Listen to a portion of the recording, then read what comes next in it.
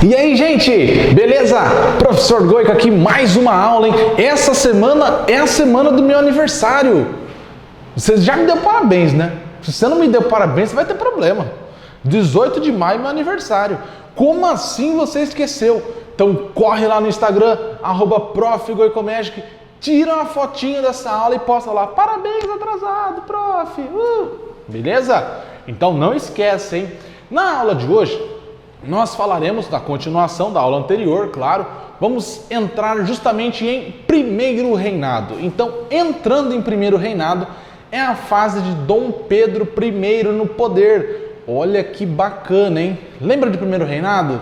Então é muito simples. Logo após a independência, começa de fato aquela monarquia que foi uma opção da elite, né? Até mesmo depois vai surgir a ideia da hereditariedade. Então Dom Pedro vai enraizar a família real naquela situação. Olha que bacana, um outro ponto para você. Mas antes de começar a falar dos aspectos políticos, econômicos, etc. da aula, vamos pensar na bandeira? Essa aqui é a primeira bandeira do Brasil independente. Olha que coisa bacana. O que você identifica aqui nessa bandeira? Bom, muitos símbolos, né? Então você tem aqui, por exemplo, esse retângulo verde, que antes a galera falava: ah, professor, isso é para enaltecer as nossas florestas, a natureza. Não, não é isso. Essa é uma ideia fantasiosa. O verde aqui, o retângulo verde, é para justamente enaltecer a família dos Bragança, né? A família de Pedro. Tudo bem? E aqui em amarelinho é um losango para homenagear justamente o ouro? Não, né? Para homenagear a família dos Habsburgos. Tudo bem? Da princesa, agora já a Imperatriz Leopoldina. A Imperatriz Leopoldina da Áustria, né? Da família dos Habsburgos. Aqui, um ramo, né, de café. Um dos produtos que será destaque ao longo desse império, estava começando a surgir aqui no primeiro reinado, e o tabaco, né? Então o tabaco também é um outro produto muito importante, junto com o café, ajudaram ali a segurar essa economia.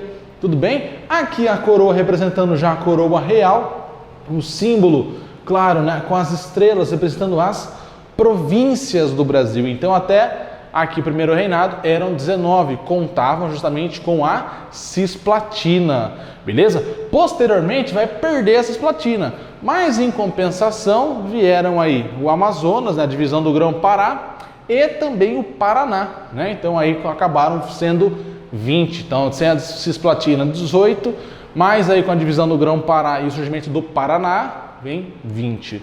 Beleza? Então essa é a explicação da nossa bandeira. Vamos lá, seguindo adiante, falar de primeiro reinado, período que se estende da independência, então 1822, mas principalmente no dia 1º de dezembro, né, que é a aclamação de Dom Pedro, até a abdicação de Dom Pedro I. Esse cara que está aqui, justamente, é o cara que vai governar ao longo deste primeiro reinado. Essa figura aqui, talvez você não se lembre, mas eu já citei ele na aula de independência. É conhecido como o patrono da independência, José Bonifácio de Andrade Silva, né? O patrono da independência, o cara que vai buscar apoiar, mas também criticar Dom Pedro, será o tutor do filho de Dom Pedro, né? Do Pedrinho II.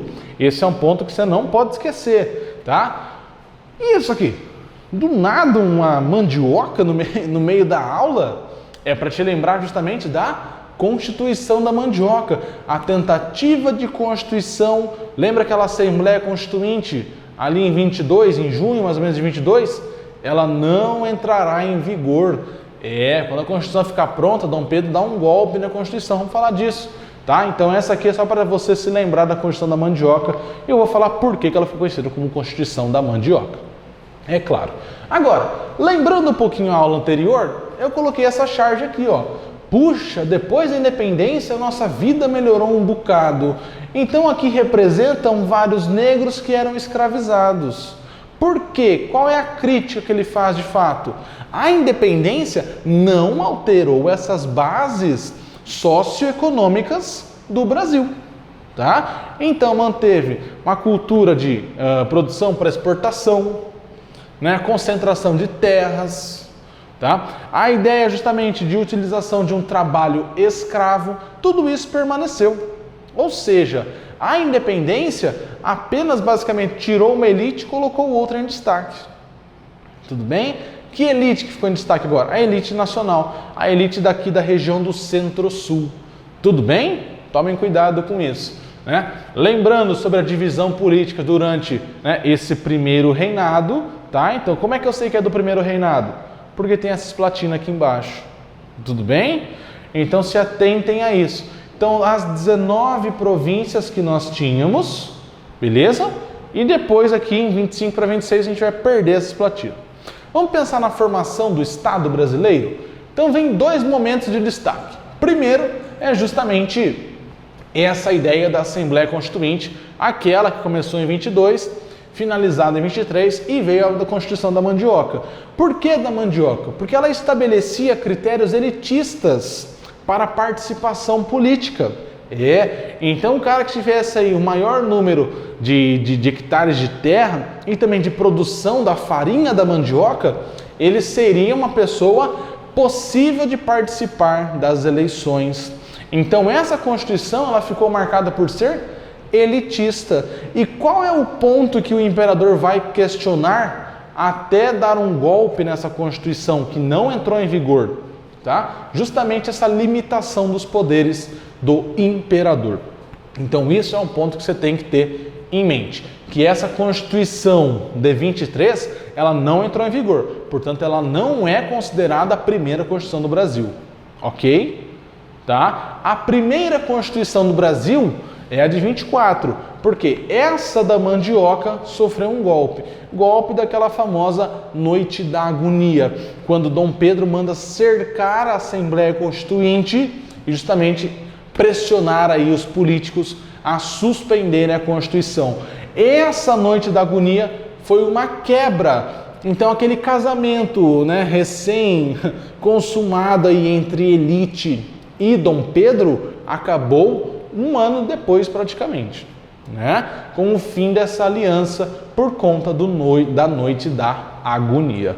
Tranquilo? E aí depois então Dom Pedro decide se reunir junto com seu Conselho de Estado, ministros aos quais ele escolhia e podia substituir de acordo com a sua vontade, decide fazer a nova Constituição, a Constituição que será boa para o Brasil. E é a Constituição que inclusive entra em vigor em 1824, entra em vigor, então ela é a nossa primeira, ela foi outorgada, ela foi imposta, tá? E é também a mais longa da nossa história do Brasil, tá? Por que ela é a mais longa? Ela entrou em vigor em 1824 e só foi substituída lá pela Constituição de 1891, né? Mas quando tem a proclamação da República, aí já suspenderam a Constituição. Então, basicamente, ela tem aqui 65 anos, tá? Então é a Constituição mais longa da nossa história até hoje. Tudo bem? Esse é um ponto importante para vocês se atentarem. O que vai colocar essa Constituição? Vários pontos importantes, tá? Como, por exemplo, manter aí a questão da elite participando da política. Então, de um voto censitário, segue a mesma regra aqui. A galera não votava no político tal, ela votava em eleitores e esses eleitores, de acordo com a renda, participariam das eleições. Entende isso? O povão tinha acesso a votar nas pessoas que seriam possíveis de serem candidatos a eleitor. Aí esses eleitores votariam nos candidatos à política. Tudo bem? Para ser um senador, por exemplo, você tinha que ser muito rico e ter mais de 40 anos. Então, para a época, era considerado uma pessoa idosa já. Tudo bem? Então, o voto era indireto. Não se esqueçam disso. Outro ponto, vem a opção, a garantia da monarquia e também o enraizamento da família real no poder. Como que o cara faz isso? Hereditariedade. Beleza? Então, agora toda a minha linha sucessória será composta pelos meus filhos ou filhas, beleza? Tá? Outro ponto, esse é um clássico, né? A divisão dos poderes, executivo, legislativo, judiciário. Só Não, tinha um quarto poder, que era o poder exercido pelo imperador, que era um poder chamado de poder real, poder moderador. Tudo bem? Então, o imperador era chefe de dois poderes, do executivo e do moderador. Tá? Ou seja, o moderador, ele estava, ou melhor, ele era superior a todos os outros. Muitas vezes, gente, isso é importante ressaltar, alguns autores na Europa defendiam um poder moderador, tá? Desde que ele fosse afastado dos outros três poderes e não, claro, chefiado pela mesma pessoa ou por pessoas próximas, para então controlar e evitar aí um absolutismo. Essa é a ideia dos defensores do poder moderador, mas aqui no Brasil, na prática, ele foi inserido como um poder para garantir o absolutismo do imperador Dom Pedro I. Tudo bem? Então aqui, ó, catolicismo, isso é importante, então não estabeleceu o Estado laico, estabeleceu que o catolicismo seria a religião oficial do Império Brasileiro. Professor, mas e se o cara fosse um protestante? Ele poderia realizar os seus cultos? Sim, desde que dentro de casa.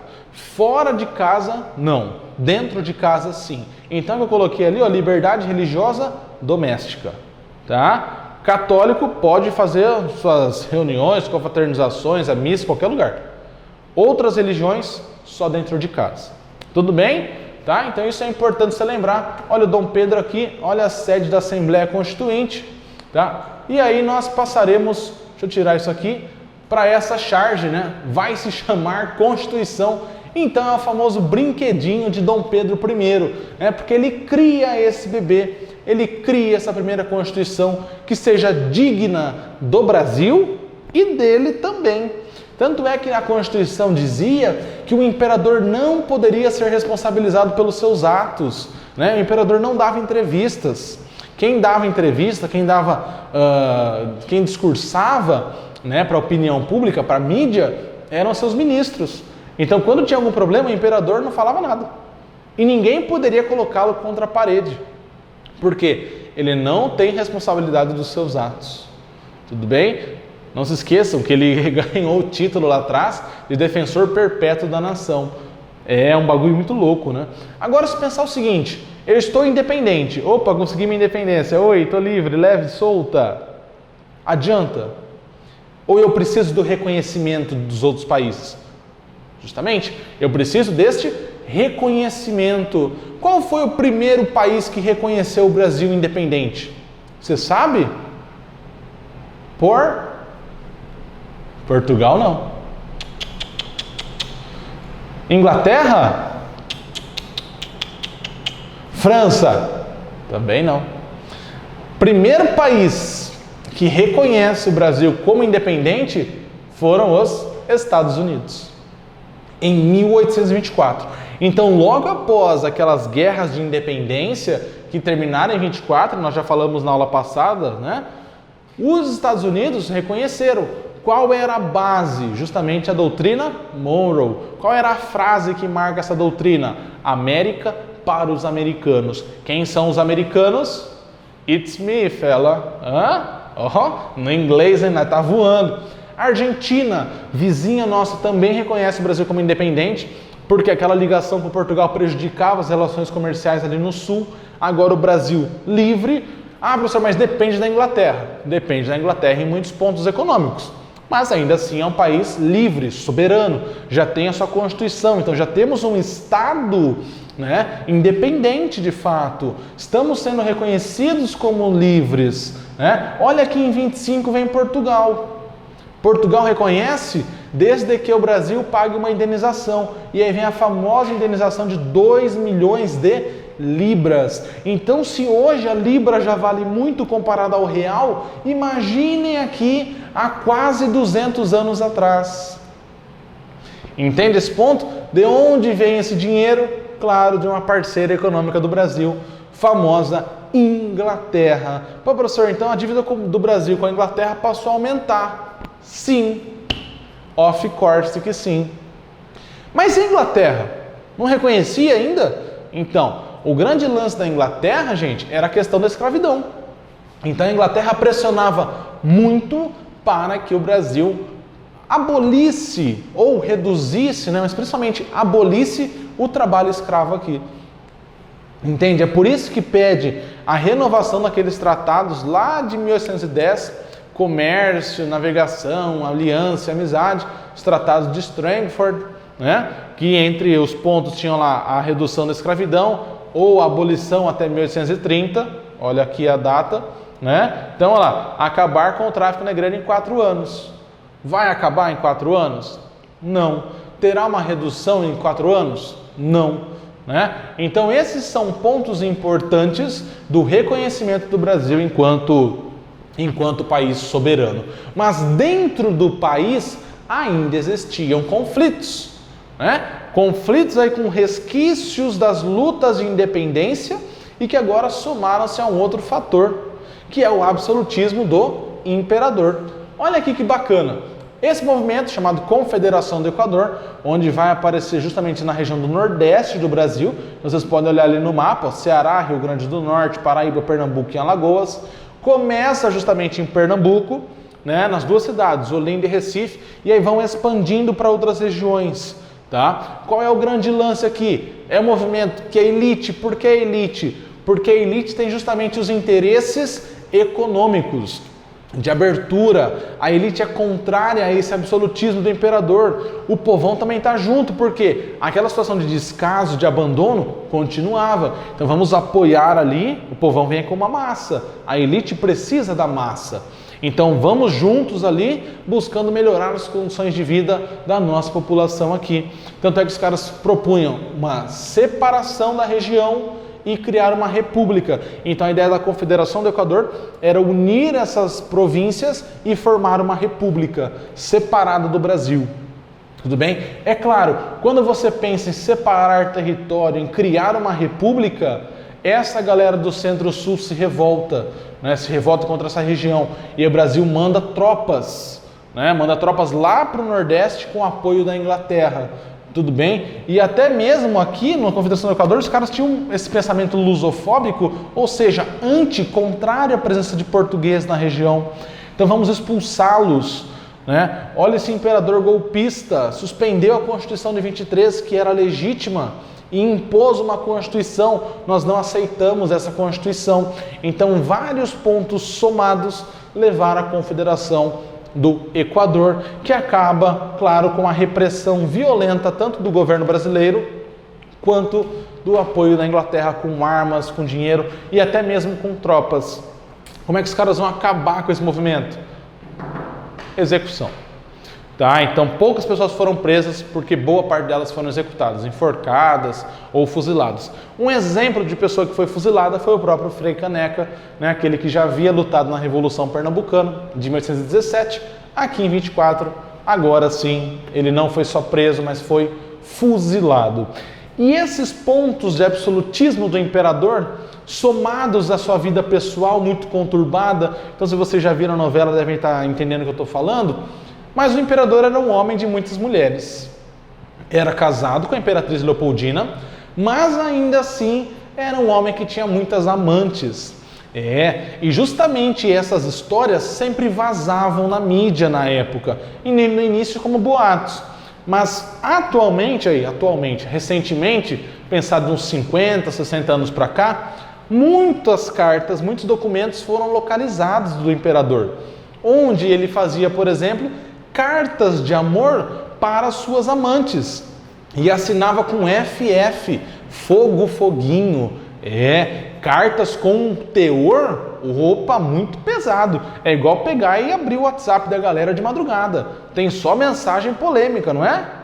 Vocês sabem o que eu estou falando, né? Então justamente vários fatores serviram aqui como motivos para a abdicação do imperador, porque várias informações que saíam na mídia acabaram levando à impopularidade. Então, um cara que era muito adorado pelo povo, pela sociedade do Brasil em geral, agora começou a ter sua popularidade em declínio. Isso em um período de menos de 10 anos. Olha que coisa, né? Então, demorou para construir uma imagem positiva e, ao mesmo tempo, quando construiu, já começou a decadência.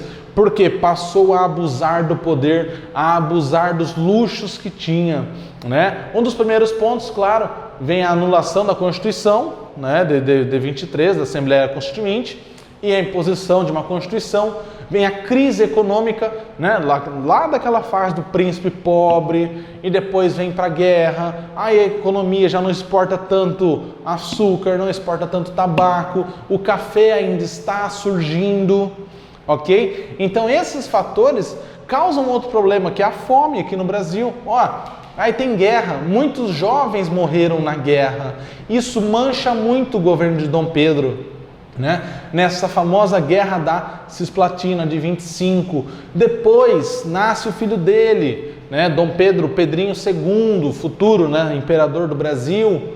Um ano depois, a imperatriz Leopoldina morre, né? Muitos colocam que foi uma depressão, na época soltavam que foi por desgosto, em virtude dos maus tratos do imperador, das traições do imperador, que eram públicas. Então a galera sabia que ele tinha amantes e a imperatriz também sabia, né? Então esse é um ponto, né, que foi muito marcante. Quando ela morre, a imagem de Dom Pedro despencou, tá? Olha aqui, ó, a ameaça de recolonização, quando o seu próprio tio tenta dar um golpe de Estado lá em Portugal. Então aí a partir de 26 para 27, ele tem que ficar fazendo muitas viagens para Portugal e ele fica abandonando, entre aspas, o Brasil.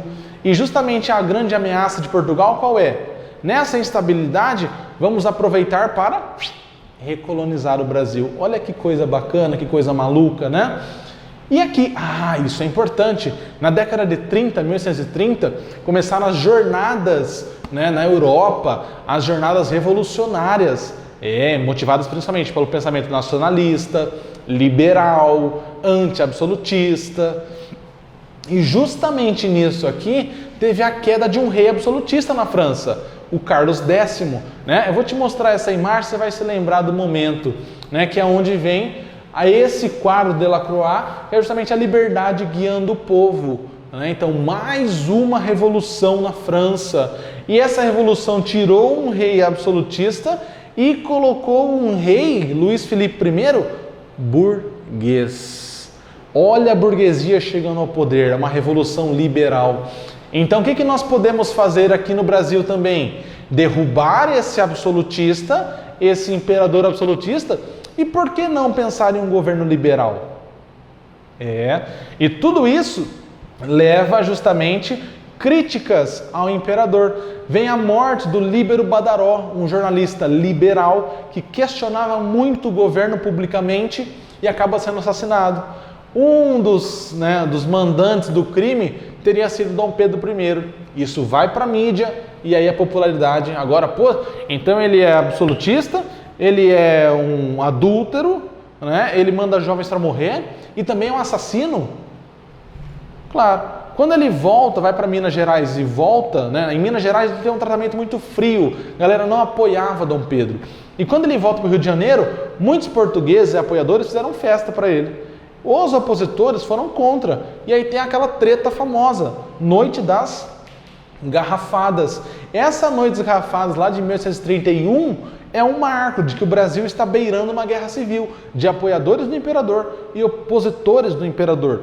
Isso leva justamente Dom Pedro a abdicar do trono, lá no dia 7 de abril de 1831. Então reparem, né, que é pouco menos de um mês. Justamente essa abdicação, só que não abdica e vai embora. Deixa aqui o filho dele com o tutor, o José Bonifácio.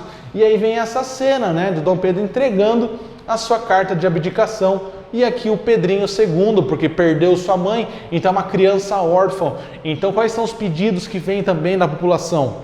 Vamos adotar essa criança, né, esse órfão do Brasil. Então mães do Brasil, sejam mães do nosso Galeguinho, né, porque ele era um europeu nascido aqui no Brasil. Então ele será o primeiro imperador e o único que nasceu aqui no Brasil. Tudo bem? Então essa é uma questão muito curiosa. Tá? E aqui eu coloquei para vocês o nome de batismo de Dom Pedro I, é um pouco extenso, olha lá, ó. Pedro de Alcântara, Francisco, Antônio, João, Carlos, Xavier, de Paula, Miguel, Rafael, Joaquim, José, Gonzaga, Pascoal, Cipriano, Serafim, aí vem o sobrenome, de Bragança e Bourbon.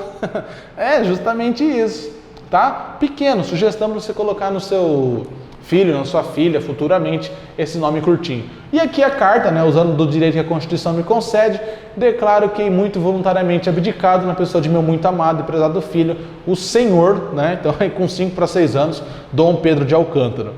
Né, então no dia 7 de abril, e justamente diziam que a população cantava nas ruas, isso aqui, ó, passa fora pé de chumbo, vai-te do nosso Brasil. Então, dos primeiros que as próprias ruas começaram a adotar o termo brasileiro, né? Que o Brasil é brasileiro depois do 7 de abril. Então, esse é um ponto importante, porque agora com a abdicação teremos uma crise institucional, uma crise política no Brasil, que será no período das chamadas regências, tá? Porque ele abdica justamente um momento em que o Congresso, né, os deputados estavam entrando em recesso, e os caras têm que voltar na loucura e já decidir ali um governo provisório, né? E aí será a regência trina provisória, que será o tema da nossa próxima aula. Então hoje nós falamos de primeiro reinado.